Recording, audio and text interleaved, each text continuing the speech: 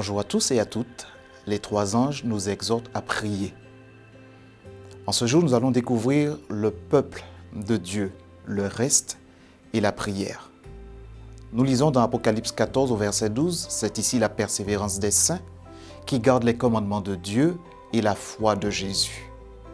Quel est donc le but final de ces messages des trois anges? Le message des trois anges a un but premier, un objectif singulier, préparer un peuple à la venue de Jésus.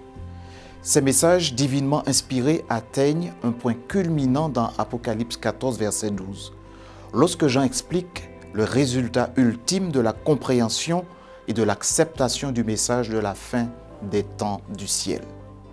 L'apôtre Jean déclare que ces messages produiront un peuple dont il peut être écrit, c'est ici la persévérance des saints, qui gardent les commandements de Dieu et la foi de Jésus. Apocalypse 14, verset 12. Le mot persévérance ici pourrait être mieux traduit par endurance. Par sa grâce, le peuple de Dieu supportera les épreuves des derniers jours et en sortira vainqueur.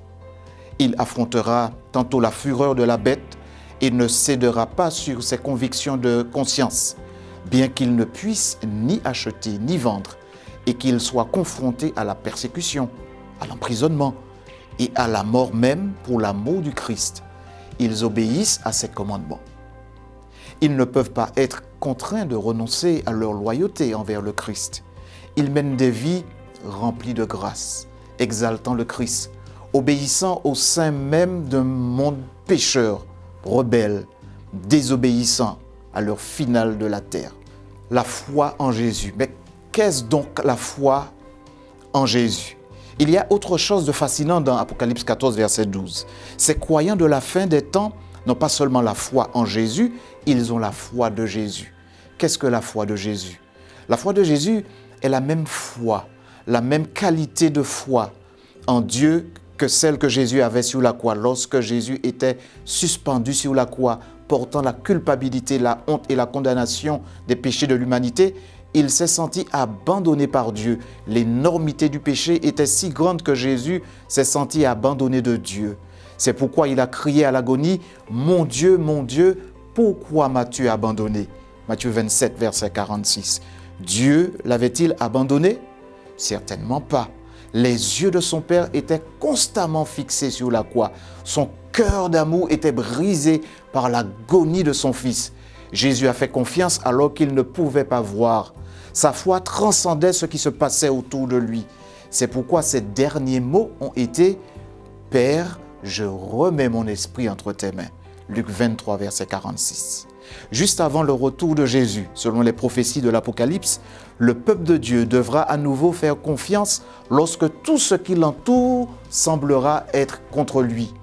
Qu'est-ce qui leur permettra de traverser cette période épouvantable? C'est la foi de Jésus.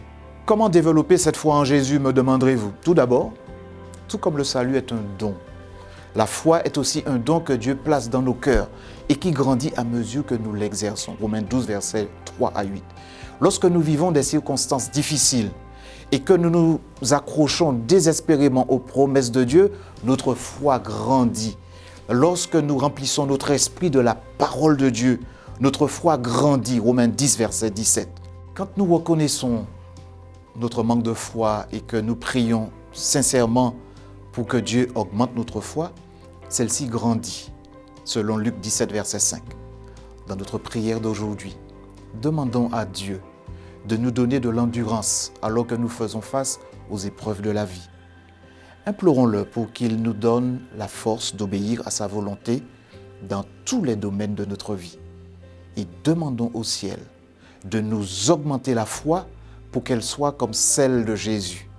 Et ce, afin que la foi de Jésus remplisse nos vies et nous prépare à la crise finale de la terre. Alors, un jour, nous vivrons avec Jésus pour l'éternité. Amen.